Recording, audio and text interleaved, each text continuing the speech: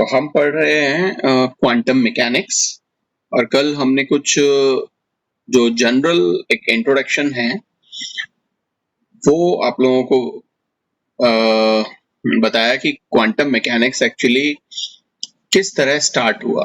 अभी तक हम क्वांटम मैकेनिक्स पे आए नहीं है, बट क्या हुआ कि हमने जितने भी नेचर में होने वाली चीजें हैं उन सबको एक सिस्टमेटिक वे में स्टडी करने के लिए कुछ लॉज बनाए, ठीक है ना। और वो हमारे क्लासिकल फिजिक्स या हमारे जो क्लासिकल मैकेनिक्स है उसमें वो आते हैं। और चाहे वो न्यूटन का लॉ हो, चाहे ग्रेविटेशनल लॉ हो, चाहे मैक्सवेल का एनर्जी डिस्ट्रीब्यूशन लॉ हो, ये सारे के सारे जो लॉज थे वो हमें जो भी चीजें हम आसपास देखते हैं उन सब चीजों को लेकर के, उन ऑब्जर्वेशंस को लेकर के हमने वो रूल सेट किए और उससे हम बहुत सारी चीजों की कैलकुलेशन करके और एक एग्जैक्ट जो रिजल्ट हमें जो चाहिए होता था वो हम निकाल लेते थे। और कई बार वो ऑब्जेक्ट काफी ज्यादा बड़ा होता था तो हम उसके लिए पेपर पेन की जरूरत भी नहीं होती थी उन कैलकुलेशंस को करने के लिए।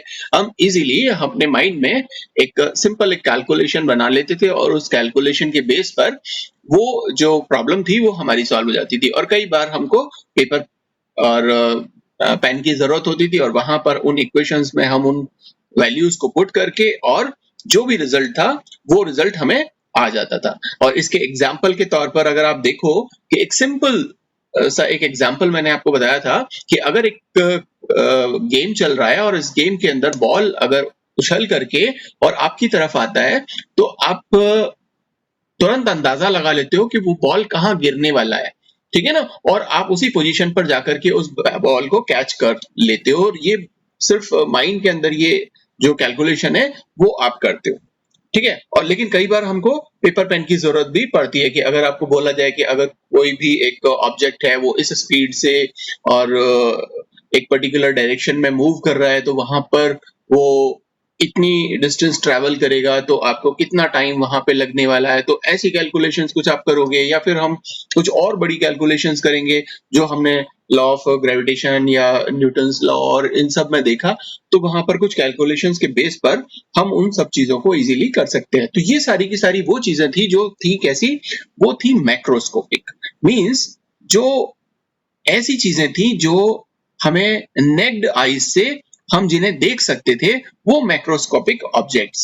और इन पर जो भी लॉज अप्लाई होते हैं वो हमारे जो क्लासिकल फिजिक्स के जो लॉज हैं या क्लासिकल मैकेनिक्स के जो लॉ हैं वो अप्लाई होते हैं और उनसे हम उस प्रॉब्लम को सॉल्व कर लेते हैं। लेकिन जैसे जैसे अब हम अगर किसी भी एक चीज को नापते हैं, मान लीजिए कि एक दो चीजें हैं हमारे पास में, एक ए और एक बी, और ये यहां से और यहां तक, तो हमने इसका डिस्टेंस बता दिया कि ये जो है वो 10 मीटर डिस्टेंस है, ठीक है। लेकिन अगर हम चाहते हैं कि ये थोड़ा सा ये जो ऑब्जेक्ट बी है वो यहां से खिसक करके और यहां आ जाए, अब ये यहां आ गया सेकंड पोजीशन पर।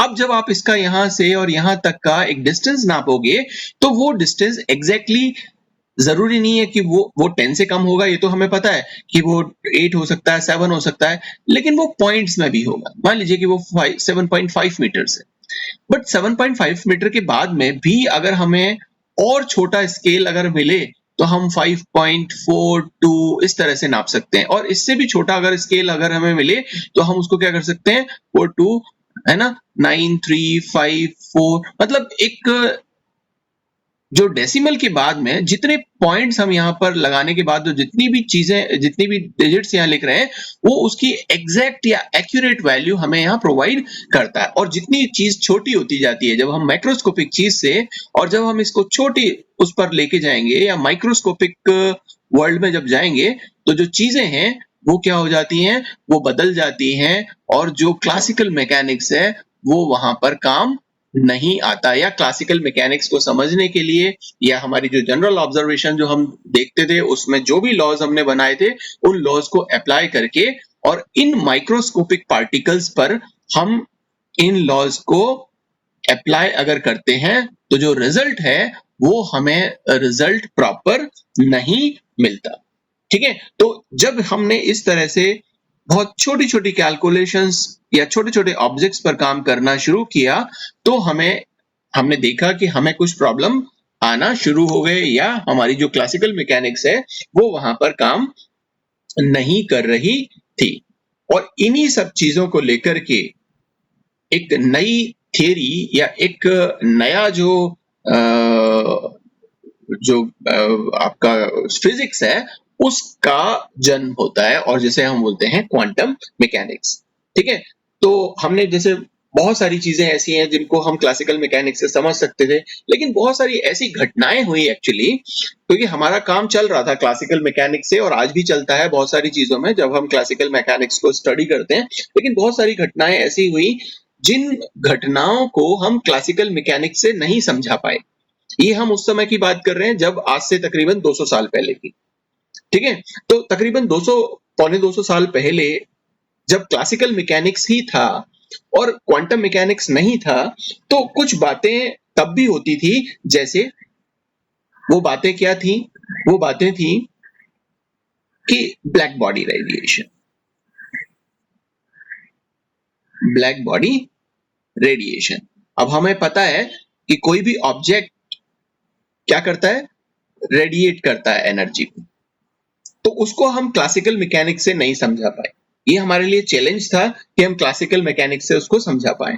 या फिर फोटो इलेक्ट्रिक इफेक्ट। अब ये है क्या, उनके बारे में मैं अभी आपको धीरे धीरे बताऊंगा। पहले हम उन चैलेंजेस की बात करते हैं जो हम क्लासिकल मैकेनिक्स से नहीं समझा पाते, और उसके लिए हमको क्या जरूरत होती है, जो क्वांटम मैकेनिक्स है उसकी जरूरत होती है। तो दूसरा एक था फोटो इलेक्ट्रिक इफेक्ट। हो सकता है आप लोगों ने इन सब के बारे में थोड़ा थोड़ा पहले कभी पढ़ा हो या ज्यादा पढ़ा हो। इसी तरह से एक और प्रॉपर्टी थी जिसे हम बोलते थे anomalous behaviour of solids.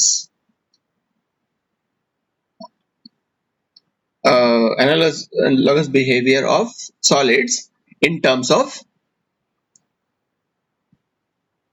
heat capacity. Heat capacity. और एक और जो चैलेंज था वो था कि जो हमारे एटम्स हैं उनका लाइन स्पेक्ट्रम, लाइन स्पेक्ट्रा। और एक और चैलेंज है जिसे हम बोलते हैं क्रॉम्पटन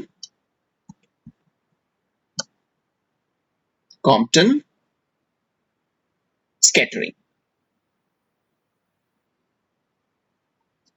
तो ये कुछ चीजें थी या जो ऑब्जर्वेशंस थे, इन ऑब्जर्वेशंस को हम क्लासिकल मैकेनिक्स से नहीं समझ सकते थे।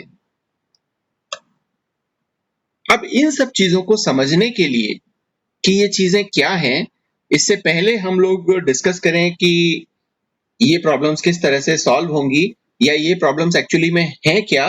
हमको पहले ये समझना होगा कि हम यहाँ पर एनर्जी की बात कर रहे हैं, चाहे हमने यहाँ पे ब्लैक बॉडी रेडिएशंस की बात की, चाहे फोटो इलेक्ट्रिक इफेक्ट की बात की, या जब हम एनालॉगस बिहेवियर देख रहे हैं हीट कैपेसिटी का, या लाइन स्पेक्ट्रम दे रहे हैं, तो वहां पे भी हम कहीं ना कहीं एनर्जी देते हैं, या कॉम्प्यूटर स्केटिंग में भी हम एनर्जी देते हैं। तो सबसे पहले हमें समझना होगा कि रेडिएशंस क्या होते हैं, क्योंकि ये जितनी भी चीजें हैं वो हम उसको रेडिएट कर रहे हैं, उसको रेडिएशंस प्रोवाइड कर रहे हैं, उस तरह से हम इसको करवा सकते हैं। तो हम बात करेंगे रेडिएशंस की, कि रेडिएशंस एक्चुअली क्या होती हैं। ठीक है, तो आप लोगों ने रेडिएशंस के बारे में पढ़ा होगा कि रेडिएशंस किस तरह की होती हैं, और उसमें एक आपने देखा होगा EMR या पढ़ा होगा इलेक्ट्रोमैग्नेटिक रेडिएशन। तो जो भी सन से हमें लाइट मिलती है वो एक इलेक्ट्रोमैग्नेटिक रेडिएशन की फॉर्म में सन से चलती है और पूरे स्पेस को ट्रैवल करती हुई और हम तक पहुंचती है। ठीक है ना। और देखो सन जो है वो हमसे बहुत ज्यादा दूर है, उसके और बीच में जो स्पेस पड़ता है, मान लीजिए कि ये सन है, ये हम हैं, ये हमारी अर्थ है, ये सन है, और यहां से जब ये ट्रैवल करके और हम तक आता है तो ये क्या है, ये है स्पेस, ये बीच का डिस्टेंस है स्पेस। और आपको मालूम है कि इस स्पेस में किसी तरह का कोई भी मटेरियल प्रेजेंट नहीं है, ठीक है। उसके बावजूद भी जो सन से निकलने वाले जो रेडिएशंस हैं, वो रेडिएशंस हम तक, यहाँ अर्थ तक पहुंचते हैं, मतलब बिना किसी मीडियम के पहुंचते हैं। जबकि हम अपनी क्लासिकल फिजिक्स जब पढ़ते हैं या क्लासिकल मैकेनिक्स जब पढ़ते हैं तो हम कहते हैं कि किसी भी हॉटर ऑब्जेक्ट से, और ये एक कोल्डर ऑब्जेक्ट है, ये हॉट ऑब्जेक्ट है, ये कोल्ड ऑब्जेक्ट है, और जब आप यहाँ हॉट ऑब्जेक्ट से देखोगे कि कोल्ड ऑब्जेक्ट में अगर हीट ट्रांसफर अगर आपको करनी है, हीट ट्रांसफर करनी है, तो कोई ना कोई मीडियम इन दोनों के बीच का होना चाहिए। अगर ये मीडियम यहाँ पर प्रेजेंट है तो इस हॉट ऑब्जेक्ट से वो जो रेडिएशंस हैं, वो जो हीट है, जो एक एनर्जी की फॉर्म में है, वो इस कोल्ड बॉडी तक पहुंच जाएगा। लेकिन स्पेस में किसी तरह का कोई मटेरियल नहीं है, उसके बावजूद भी हीट हम तक पहुंच जाती है। मतलब कि रेडिएशन, हमें यहाँ पर एक चीज समझ में आती है कि रेडिएशंस को ट्रैवल करने के लिए किसी तरह के मीडियम की जरूरत नहीं होती। जब रेडिएशंस ट्रैवल करते हैं तो हमें किसी तरह के मीडियम की जरूरत नहीं आती, मतलब मीडियम इज नॉट रिक्वायर्ड। ये मीडियम की जरूरत हमें यहाँ पे नहीं पड़ रही, जबकि क्लासिकल फिजिक्स हमें यही कहता है कि हमें मीडियम किसी ना किसी तरीके से चाहिए। सो जो हीट ट्रैवल करके आ रही है इस सन से और अर्थ तक, जो हीट ट्रैवल करके आ रही है, हम कह सकते हैं कि वो जो हीट है वो कैसी है, वो रेडिएंट हीट है, रेडिएंट हीट की फॉर्म, या फिर हम उसको कह सकते हैं थर्मल हीट। क्योंकि देखो हीट जो है वो एनर्जी की फॉर्म है, लाइट जो है वो भी एनर्जी की फॉर्म है, ठीक है। तो आप उसे रेडिएशन बोल सकते हो, वो रेडिएशन हीट की फॉर्म में हो सकते हैं, वो लाइट की फॉर्म में हो सकते हैं, वो किसी भी फॉर्म में हो सकते हैं। तो हम ऐसा मानते हैं कि सन जो है वो हमें क्या प्रोवाइड करता है, हीट प्रोवाइड करता है, और वो कैसी हीट प्रोवाइड करता है, थर्मल हीट प्रोवाइड करता है। तो हम यहाँ पर जो बात करेंगे सन से मिलने वाली ये जो एनर्जी जो हमें मिल रही है, हम यहाँ बात करेंगे इस थर्मल हीट पर, जो कि हमारे ये सारे के सारे जो भी ये इवेंट्स थे, ये सब थर्मल रेडिएशंस पर या थर्मल हीट पर बेस्ड है, ठीक है।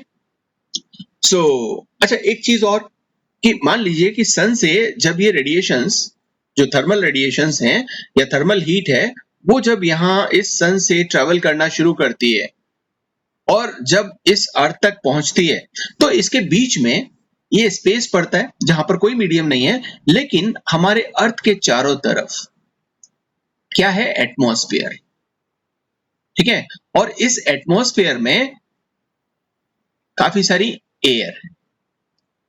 तो जब ये हीट एनर्जी या थर्मल एनर्जी इस स्पेस को ट्रैवल करती हुई और हमारे एटमॉस्फेयर में एंटर करती है, और जहां पर बहुत सारी एयर है, अलग अलग तरीके के मटेरियल हैं, तो इस थर्मल एनर्जी को क्या करना चाहिए, पहला काम तो यह है कि सबसे पहले तो अगर इसमें हीट है तो इसको स्पेस को गर्म करना चाहिए। स्पेस कैसा हो जाना चाहिए, हॉट हो जाना चाहिए।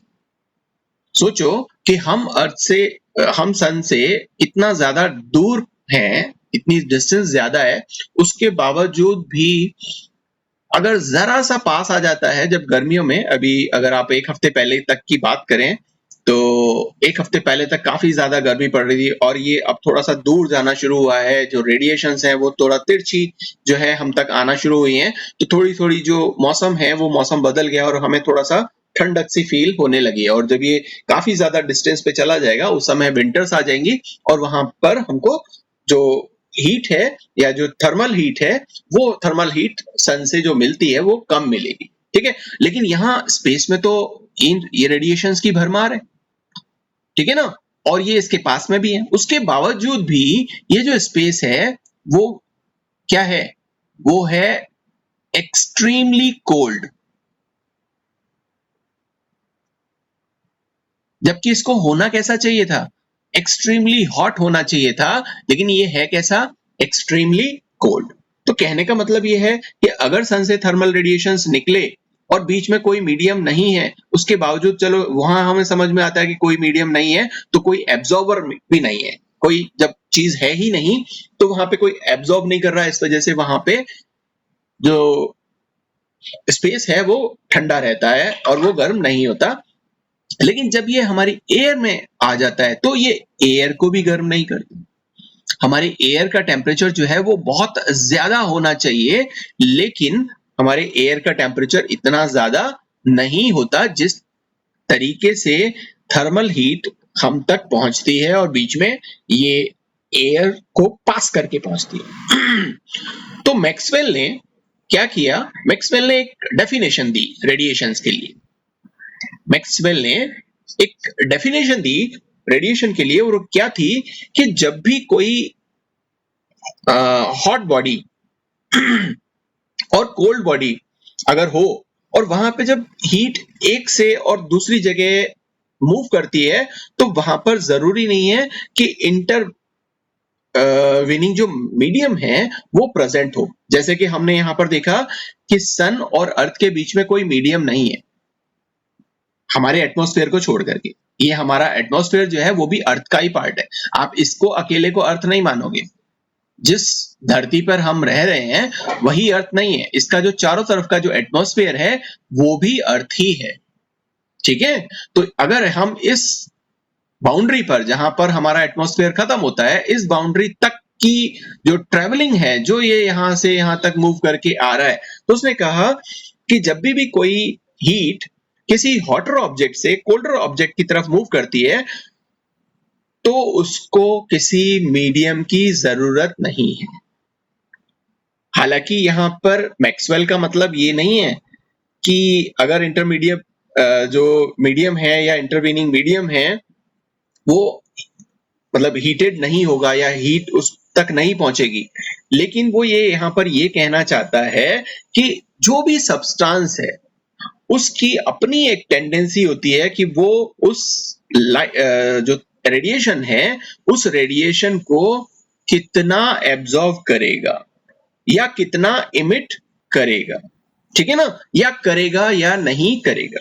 ठीक है ना, कि वो जो ऑब्जेक्ट है वो इसको एब्जॉर्ब कर भी सकता है, वो इसको इमिट कर भी सकता है, और कितनी क्वांटिटी में इमिट करेगा कितनी क्वांटिटी में एब्जॉर्ब करेगा ये उस सब्सटेंस की नेचर पर डिपेंड करता है। अब कुछ सब्सटेंस ऐसे होते हैं जो बहुत ज्यादा हीट को एब्जॉर्ब करते हैं, जैसे कि मेटल है ना। मेटल आपने देखा होगा कि अगर उसको आप अगर सनलाइट में रख देते हो तो क्या होता है, बहुत ज्यादा हीट एब्जॉर्ब कर लेता है और बहुत जल्दी गर्म हो जाते हैं मेटल्स। इसी तरह से जो ग्लास है, कांच, वो भी बहुत जल्दी गर्म होता है ना। इवन लकड़ी जो है वो भी गर्म हो जाती है, लेकिन इन सब की जो हीट एब्जॉर्बिंग नेचर है वो क्या है, डिफरेंट डिफरेंट है। ये एक्चुअली मैक्सवेल ने हमें कहा। और कुछ सब्सटेंसेस ऐसे होते हैं जो बिल्कुल भी हीट एब्जॉर्ब नहीं करते या बहुत माइन्यूट क्वांटिटी में हीट एब्जॉर्ब करते हैं, जैसे कि क्वार्ट्ज। अगर आप क्वार्ट्ज को देखो, फ्लोरस्पार को देखो, ठीक है ना, ये जो सब्सटेंसेस हैं, या रॉक सॉल्ट को देखो, ये जो सब्सटेंसेस हैं ये सब्सटेंसेस हीट को एब्जॉर्ब नहीं करते या बहुत ही नेग्लिजिबल क्वांटिटी में हीट को एब्जॉर्ब करते हैं। ठीक है, सो बहुत सारी ऑब्जर्वेशंस जब हमने यहां पर देखी और उन ऑब्जर्वेशन के बेस पर हमने इस लाइट के लिए कुछ बातें या कुछ जो करेक्टरिस्टिक्स थी या जो कुछ प्रॉपर्टीज थी वो बताई कि साहब ये जो रेडिएशंस हैं, इन थर्मल रेडिएशंस में कुछ प्रॉपर्टीज होती हैं। अब वो प्रॉपर्टीज क्या थी? तो पहली प्रॉपर्टी जो थर्मल रेडिएशंस की थी वो ये था कि थर्मल रेडिएशंस जो है, थर्मल रेडिएशंस जिसको मैं टीआर से लिख देता हूं, थर्मल रेडिएशंस जो है वो एम्प्टी स्पेस में भी, ये जो हमारे पास में जो एम्प्टी स्पेस है जो मैंने अभी बताया आपको कि सन से लेकर के और अर्थ के बीच में ये जो एम्प्टी स्पेस है उसके अंदर वेलोसिटी ऑफ लाइट, मतलब कि लाइट की स्पीड से ट्रैवल करती है। ठीक है ना, जो सन है उस सन से जब हम इस अर्थ पर पहुंचेंगे तो ये जो ट्रैवलिंग हो रही है ये स्पीड ऑफ लाइट जो है उस स्पीड से ट्रैवल करती है एम्प्टी स्पेस में। कब? एम्प्टी स्पेस में। लेकिन अगर यहां पर इंटरवीनिंग मीडियम होगा तो जो स्पीड है वो थोड़ी सी क्या हो जाएगी, कम हो जाएगी, क्योंकि वहां पे ऑब्स्टिकल्स आ जाएंगे। और एम्प्टी स्पेस कैसा होता है? वैक्यूम। वहां पर किसी तरह की कोई चीज नहीं होती है, वो वैक्यूम होता है। तो इस वजह से हम यहाँ पर कह सकते हैं कि वैक्यूम के अंदर या एम्प्टी स्पेस में जो स्पीड ऑफ लाइट है उस स्पीड से ये ट्रैवल करती है थर्मल रेडिएशन। इसी तरह से हम कह सकते हैं कि जो थर्मल रेडिएशंस है वो स्ट्रेट लाइन में ट्रैवल करती है, स्ट्रेट लाइन। ऐसा नहीं है कि सन से जब ये यहाँ से चली तो पहले इधर गई, फिर वहां से कहीं इधर आई, फिर वहां से इधर आई ना, एक सीधी रेखा में, एक स्ट्रेट लाइन में ट्रैवल करती है, स्ट्रेट लाइन में ट्रैवल करती है ना। और ये सारी की सारी जो थर्मल रेडिएशन की जो प्रॉपर्टी है ये कैसी है, जस्ट लाइक लाइट। जैसे लाइट करती है, लाइट को हमने पढ़ा हुआ है और लाइट की प्रॉपर्टीज हमने देखी है, उसी तरह से थर्मल रेडिएशंस की भी सेम वैसी ही प्रॉपर्टी आ रही है कि सब ये सेम वेलोसिटी से चलती है। जिस तरह से स्पेस में लाइट चलती है उसी तरह से, इसी तरह से लाइट भी स्ट्रेट लाइन में चलती है और थर्मल रेडिएशंस जो हैं वो भी स्ट्रेट लाइन में चलते हैं। इसी तरह से जो थर्मल रेडिएशंस है वो thermal radiations law of inverse square जो है, law of inverse square, law of inverse square को फॉलो करता है, जैसे लाइट फॉलो करता है। अब ये क्या है, ये मतलब ये होता है जैसे कि मान लीजिए कि ये कोई सोर्स है जहां से लाइट आ रही है। अब ये कोई पर्टिकुलर इंटेंसिटी की लाइट आपको यहां से प्रोवाइड करेगा, और जब ये इस तरह से मूव करेगी आगे तो आप देखोगे कि जो इंटेंसिटी इसकी पास में होगी यहां, और जब हम इसकी डिस्टेंस को बढ़ाएंगे तो इसकी ये डिस्टेंस बढ़ गई तो इसकी इंटेंसिटी क्या होती जाएगी, कम होती जाती है।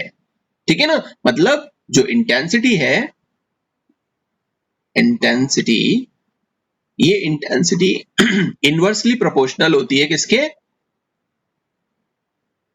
डिस्टेंस के स्क्वायर के।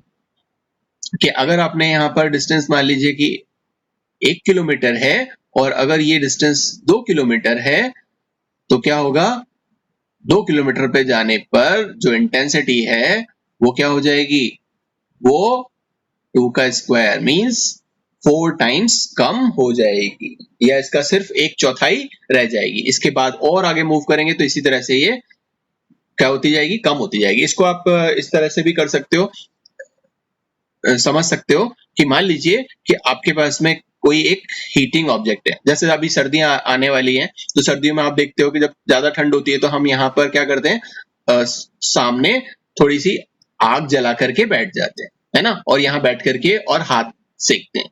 लेकिन हम हमेशा चाहते हैं कि ये जो फायर सोर्स है, इस फायर सोर्स के पास में रहें हम। जैसे जैसे आप इस फायर सोर्स से दूर जाते जाओगे तो ये जो रेडिएशंस हैं, जो थर्मल रेडिएशंस इससे निकल रहे हैं, वो रेडिएशंस आपको यहाँ बैठने पर कम फील होंगे, यहाँ बैठने पर और कम फील होंगे। ठीक है ना, तो इस तरह से आप देखोगे कि ये लॉ ऑफ इनवर्स स्क्वायर को फॉलो करता है। इसी तरह से जो थर्मल रेडिएशंस है इसमें एक प्रॉपर्टी ऐसी होती है, क्या होती है वो, कि ये रिफ्लेक्शन इनमें ये शो करते हैं, रिफ्लेक्शन। ठीक है ना, जैसे लाइट रिफ्लेक्शन शो करती है उसी तरह से थर्मल रेडिएशंस में भी रिफ्लेक्शन की प्रॉपर्टी होती है। रिफ्लेक्शन आप जानते हो कि शीशा जो होता है उसको अगर आप वहां से कोई सनलाइट आ रही है या कोई भी किसी भी लाइट सोर्स से लाइट आ रही है और अगर आप उसको वहां पर शीशे को उसके सामने रखते हो तो वो क्या करता है, वो शीशा जो है उससे वो लाइट सोर्स टकराता है और वापस से क्या हो जाता है, रिफ्लेक्ट हो जाता है। जिस डायरेक्शन से वो आ रही है, जैसे इस डायरेक्शन से ये लाइट रेडिएशंस आपने यहाँ पर पास किए हैं, इस पर पड़ेगा और वापस इसी डायरेक्शन में क्या हो जाएगी, ये मुड़ जाएंगी, ये वापस इसी डायरेक्शन में मुड़ जाएंगी इस तरीके से। ठीक है ना, तो इसको हम बोलते हैं रिफ्लेक्शन। तो ये थर्मल रेडिएशंस में भी ये प्रॉपर्टी मिलती है। एक होता है रिफ्रैक्शन, रिफ्रैक्शन। तो रिफ्रैक्शन की प्रॉपर्टी भी थर्मल रेडिएशन में मिलती है। अब रिफ्रैक्शन क्या होता है, रिफ्रैक्शन को आप देखोगे कि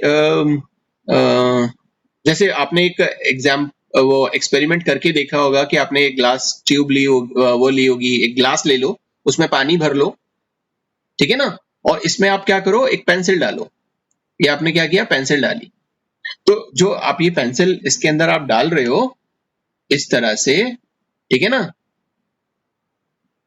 तो पेंसिल तो आपकी जानी चाहिए थी सीधी ऐसे, ऐसी दिखाई देनी चाहिए थी, लेकिन वो दिखाई कैसी देती है, ऐसी मुड़ी हुई दिखाई देती है। वो इसलिए क्योंकि यहाँ पे रिफ्रैक्शन हो रहा है। ये जो लाइट सोर्स से जो लाइट आ रही है, ये लाइट क्या कर रही है, एक मीडियम से दूसरे मीडियम में जब मूव करती है, ये एयर है ना, और ये लिक्विड है, वाटर, ठीक है ना। जब इस एक मीडियम से दूसरे मीडियम में जब ये एंटर करेगी, तो यहाँ पे लाइट एक पर्टिकुलर डायरेक्शन में क्या हो जाएगी, मुड़ जाएगी। और जब ये एक पर्टिकुलर एंगल पर मुड़ जाती है, इसी प्रॉपर्टी को हम क्या बोलते हैं, रिफ्रैक्शन, ठीक है। तो थर्मल रेडिएशन में भी ये प्रॉपर्टी होती है। इसी तरह से थर्मल रेडिएशन में एक और प्रॉपर्टी होती है, जिसको हम बोलते हैं इंटरफेरेंस। इंटरफेरेंस। और एक प्रॉपर्टी होती है जिसे हम बोलते हैं डिफ्रैक्शन। एक प्रॉपर्टी होती है जिसको हम बोलते हैं पोलराइजेशन। ये सारी प्रॉपर्टी लाइट में भी होती हैं और थर्मल रेडिएशन में होती है। आपने ये विवर्तन, अपवर्तन और जो ध्रुवीकरण है, ये सब पढ़ा होगा। जब आपने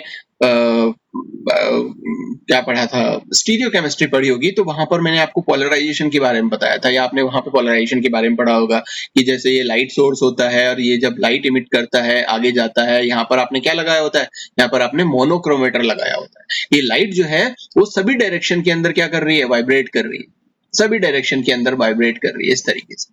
और जब मोनोक्रोमेटर क्या कर देता है, जब इससे पास होती है तो सिर्फ एक पर्टिकुलर डायरेक्शन में ही जो लाइट है वो मूव करती है। इसको हम बोलते हैं plane polarized light. Plane polarized light, एक समतल ध्रुवित प्रकाश, ध्रुवित प्रकाश, इसका ध्रुवण कर दिया और एक जगह पर हमने इसको इकट्ठा कर दिया।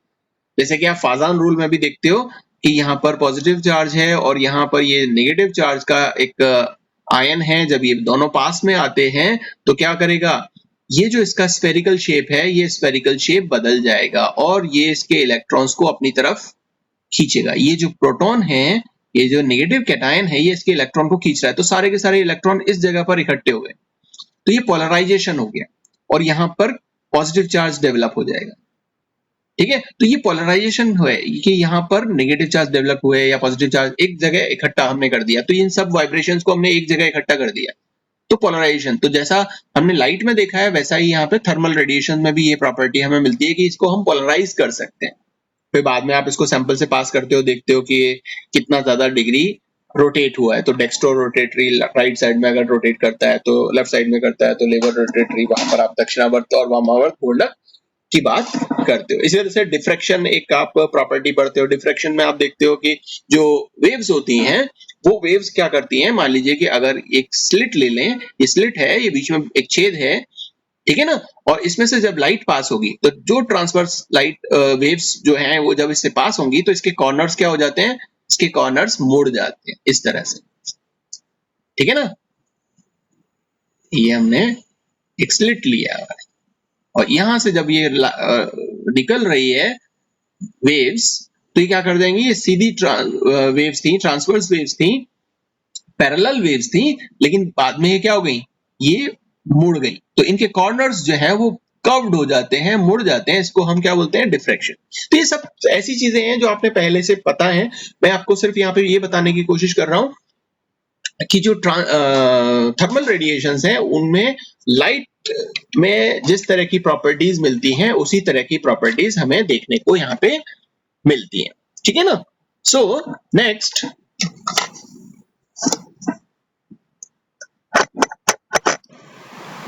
इन सब डिस्कशन से एक बात क्लियर हो जाती है कि जो थर्मल रेडिएशन है, उसका नेचर बिल्कुल लाइट के जैसा ही है, ठीक है ना। सिर्फ एक डिफरेंस है थर्मल रेडिएशंस और लाइट में, और वो डिफरेंस क्या है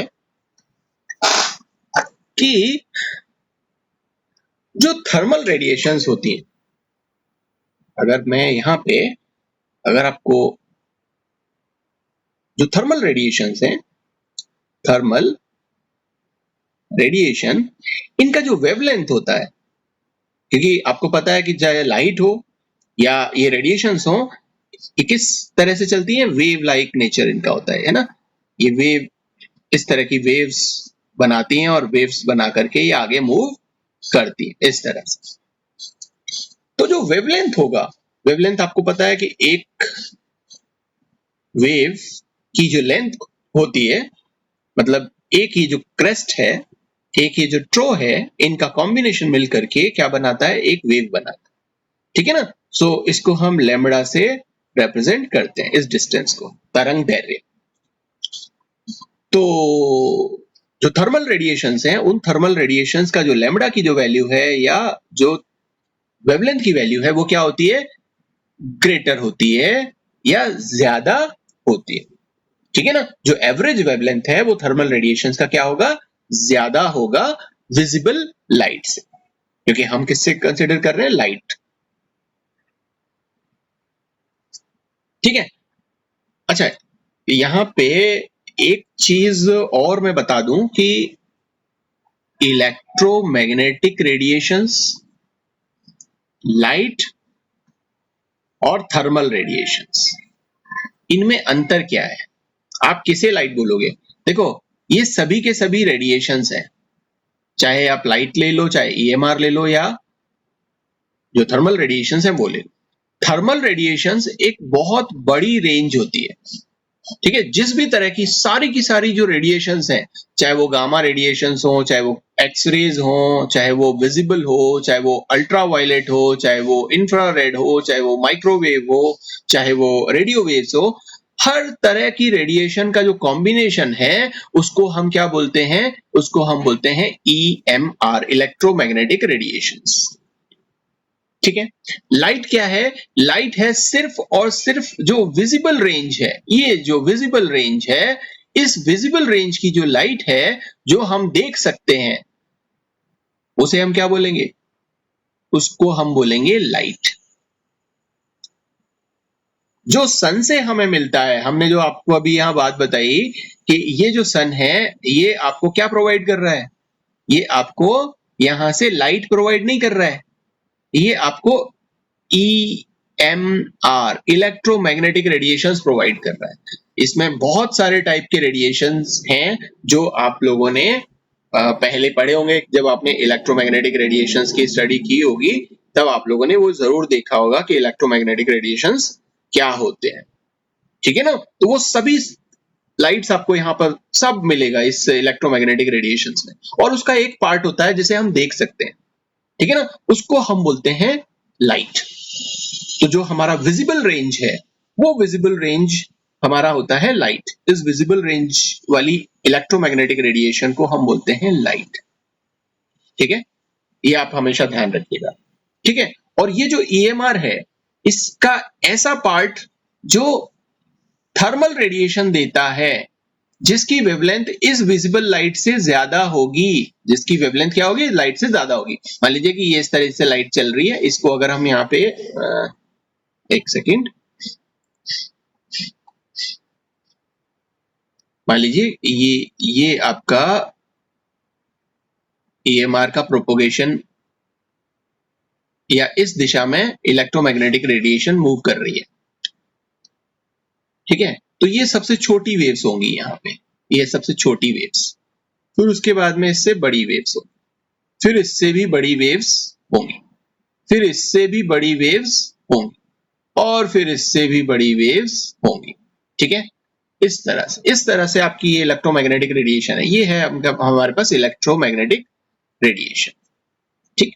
अभी जो सबसे छोटी है इनको हम क्या बोलेंगे, इनको हम बोलेंगे गामा रेज, गामा रेज। इसके बाद जो थोड़ी और बड़ी हो जाती है तो उसके बाद में आ जाती हैं एक्स रेज, एक्स रेज। उसके बाद थोड़ी और बड़ी हो जाएगी तो हमारे पास में आ जाएगी क्या, अल्ट्रा वायलेट रेज, और उसके बाद और बड़ी हो जाएगी तो हमारे पास क्या आ जाएगी, विजिबल रेज, विजिबल। और बड़ी हो जाएंगी रेज तो क्या हो जाएगी, इंफ्रारेड रेज, और बड़ी हो जाएंगी तो माइक्रोवेव, और हम और ज्यादा बड़ी कर दें तो वो आ जाएगा आपका रेडियो वेव्स, ठीक है। इस तरह का कुछ पैटर्न होता है इस इलेक्ट्रोमैग्नेटिक रेडिएशन का, कि सबसे छोटी वेवलेंथ की जो रेडिएशंस हैं उसको हम एक्स रेज बोलते हैं, और सबसे बड़ी रेडिएशन जो वेवलेंथ वाली जो रेडिएशंस हैं उनको हम रेडियो वेव्स बोलते हैं। तो मैंने आपको यहाँ पर ये बताया कि ये जो लाइट है, ये जो लाइट है, ये जो विजिबल रेंज की जो रेडिएशन है, इसको हम बोलेंगे क्या, लाइट, लाइट। और अभी मैंने आपको बताया कि जो थर्मल रेडिएशंस हैं, उस थर्मल रेडिएशन की जो वेवलेंथ है वो इस विजिबल रेंज से ज्यादा होती है। अब इसको कैसे समझोगे कि विजिबल रेंज जो होती है वो 7 कलर्स में आपने इसको डिवाइड किया हुआ है विबग्योर करके। ये violet, indigo, blue, green, yellow, orange and red. तो ये बढ़ते हुए क्रम में है। जो लेमड़ा की जो वैल्यू है वो बढ़ रही है। जब हम इस तरफ जा रहे हैं वायलेट से रेड की तरफ तो बढ़ रही है। सबसे ज्यादा तरंग दैर्घ्य रेड की होती है और रेड से ज्यादा अगर हम बात करते हैं तो उस तरह की रेडिएशंस बोल देते हैं हम IR, इंफ्रारेड। ठीक है। और अगर हम वायलेट से पहले जाते हैं तो वो हो जाती है आपकी अल्ट्रा वायलेट। ठीक है। सो इस तरह से यहाँ ये डिस्ट्रीब्यूशन है। तो मैं आपको यहाँ पर ये बता रहा था कि जो थर्मल रेडिएशंस हैं वो उसकी जो वेवलेंथ है वो इस जो विजिबल रेंज की जो रेडिएशंस होंगी इससे ज्यादा वेवलेंथ होगी। मतलब कि थर्मल रेडिएशंस को आप इंफ्रारेड रेडिएशन बोल सकते हो, या इस रेड के बाद आने वाली जो भी रेडिएशंस होंगी वो सब क्या होंगी, वो थर्मल रेडिएशंस होंगी या उसमें हीटिंग इफेक्ट होगा। ठीक है। अच्छा, आपने एक चीज नोट की है, मान लीजिए कि आप रात को कपड़े धोते हो, ठीक है ना, रात का समय है, 9 बज रहे हैं, है ना, इट्स 9 o'clock और आपने कपड़े धोए, वहां पे इस समय सूरज नहीं है। ठीक है। और क्या करते हो आप, वो सुखा देते हो और कुछ ही घंटों में, जब गर्मियों का मौसम होता है तो कुछ ही घंटों में आप देखते हो कि वो कपड़े सूख जाते। तो सन तो नहीं था, तो सन नहीं था तो लाइट नहीं थी। तो लाइट से, ये जो लाइट का मतलब क्या हुआ, केवल विजिबल रेंज की जो रेडिएशंस है वो नहीं थी, वो नहीं थी, बाकी और जितनी रेडिएशंस हैं ये भी थी, ये भी थी। तो जो इंफ्रारेड रेडिएशंस प्रेजेंट थी उस एटमॉस्फेयर में, उसकी वजह से वो हीटिंग इफेक्ट हुआ और वो जो कपड़े हैं वो क्या हो गए, वो सूख गए या उसको हीट मिली और वो वहां वेपराइजेशन हुआ वाटर का और वो ड्राई हो जाते हैं ना। तो इससे आपको अंदाजा लग जाएगा कि सनलाइट की जरूरत नहीं होती। हाँ, ये जरूर है कि जब सनलाइट होगी, मतलब जो सन से मिलने वाली जो इलेक्ट्रोमैग्नेटिक रेडिएशंस आ रही होंगी, उस समय जो इंफ्रारेड रेज जो हैं उस वो ज्यादा क्वांटिटी में होंगी तो वहां थोड़ा जल्दी सूख जाते हैं। और जब इंफ्रारेड रेडिएशंस थोड़े कम होंगे, जब दिन का समय नहीं होगा, उस समय भी कपड़े सूखेंगे बट वहां पर इंफ्रारेड रेडिएशंस हैं। तो थर्मल रेडिएशंस वो होते हैं जो इंफ्रारेड रेडिएशंस और उसके आगे वाले रेडिएशन जैसे माइक्रोवेव रेडिएशंस इन पर होते हैं। ठीक है ना। और आपने सुना भी होगा, आपने माइक्रोवेव का नाम सुना होगा। माइक्रोवेव जो खाना बनाने के लिए हम एक इंस्ट्रूमेंट काम में लेते हैं, जिसके अंदर क्या करते हैं हम, ऐसी वेवलेंथ की रेज वहां पर निकलती हैं जो किस रेंज की होती है, वो माइक्रोवेव्स की रेंज की होती है। और उसमें क्या होता है, हीटिंग इफेक्ट, हीटिंग इफेक्ट। और वो जो हीटिंग इफेक्ट है उसकी वजह से आपका जो खाना है वो क्या हो जाता है, पक जाता है। ठीक बात है। तो थर्मल रेडिएशंस के बारे में आपको पता चल गया कि वो होती हैं इंफ्रारेड रेडिएशंस या इंफ्रारेड रेडिएशंस के बाद। अच्छा, अब आप क्या इंफ्रारेड रेडिएशंस को देख सकते हो? नहीं देख सकते हम। आप अल्ट्रा वायलेट रेडिएशंस जो है उनको देख सकते हो? नहीं देख सकते।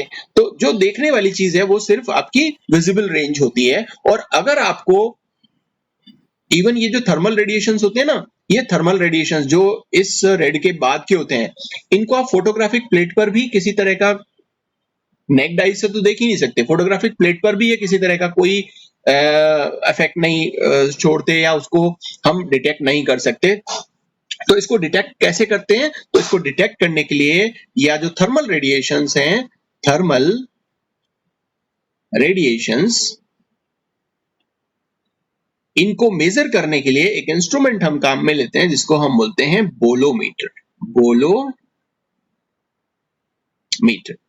ये बोलोमीटर वो इंस्ट्रूमेंट होता है जिससे हम थर्मल रेडिएशंस को मेजर कर सकते हैं या डिटेक्ट कर सकते हैं। अब ये होता क्या है बोलोमीटर, हालांकि वो यहाँ पर बताने वाली चीज नहीं है, लेकिन फिर भी मैं आपको यहाँ पर एक छोटा सा एक बात बता देता हूँ कि बोलोमीटर के अंदर इलेक्ट्रिकल रेजिस्टेंस में जो चेंज होता है टेम्परेचर के साथ, ठीक है ना, वो इलेक्ट्रिकल रेजिस्टेंस में जो चेंज है उसको मेजर किया जाता है।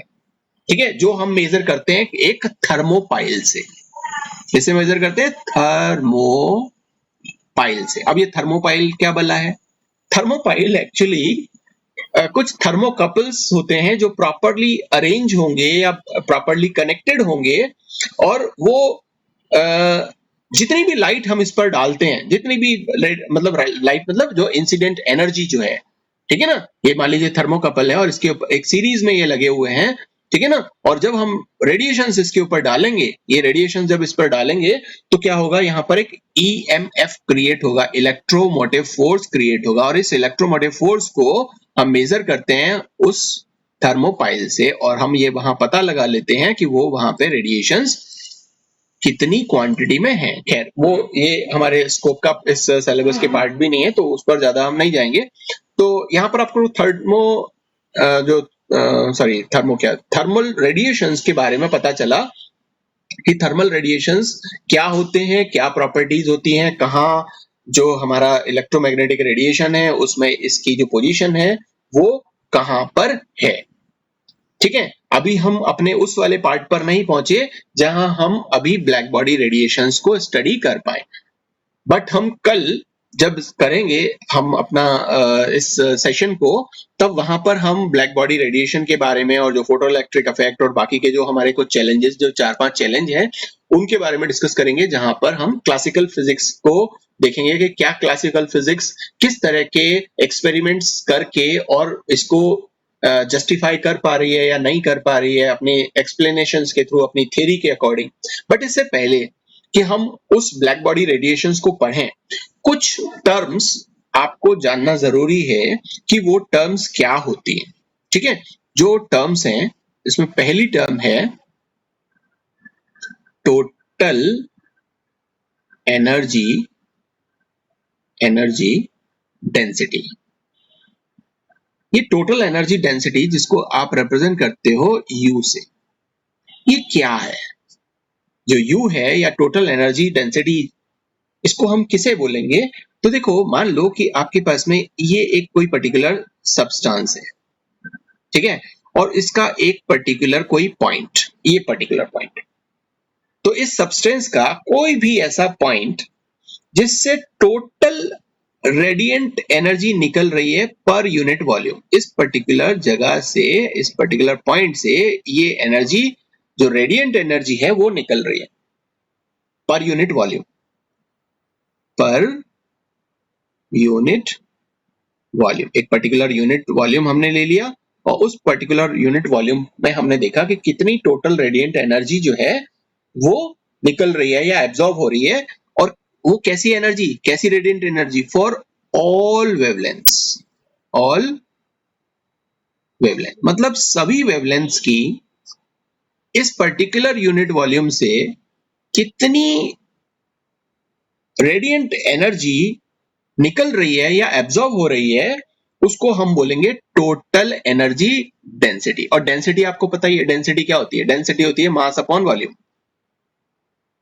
इसी को तो ऐसा ही बोलते हैं ना। तो उस वॉल्यूम में कितना मास प्रेजेंट है, तो यहां पर आप ये बता लो कि सब उस पर्टिकुलर वॉल्यूम में, ये जो मैंने बताया पर यूनिट वॉल्यूम, इस पर्टिकुलर वॉल्यूम में जो हमने यहां पर बताया ये डॉट से, इस वॉल्यूम में कितनी, सभी वेवलेंथ की जो रेडिएंट एनर्जी है वो कितनी है, उसको हम टोटल एनर्जी डेंसिटी बोलेंगे। ठीक है, आई थिंक आप लोगों को समझ में आ गया कि हम इस जो टोटल एनर्जी डेंसिटी है उसमें हम किसकी बात कर रहे हैं। ठीक है, कि एक पर्टिकुलर जगह पर सभी वेवलेंथ्स, यहाँ ये जरूर आप ध्यान रखना कि हम किसकी बात कर रहे हैं, हम बात कर रहे हैं सभी तरह की वेवलेंथ्स की। हर तरह की वेवलेंथ यहाँ पर कितनी प्रेजेंट है इस छोटे से वॉल्यूम में, वो रेडिएंट जो एनर्जी है वो कितनी प्रेजेंट है, उसको हम टोटल एनर्जी डेंसिटी बोलते हैं। दूसरी हमारी जो टर्म है उसे हम बोलते हैं spectral energy density. Spectral energy density, और इसको हम रिप्रेजेंट करते हैं U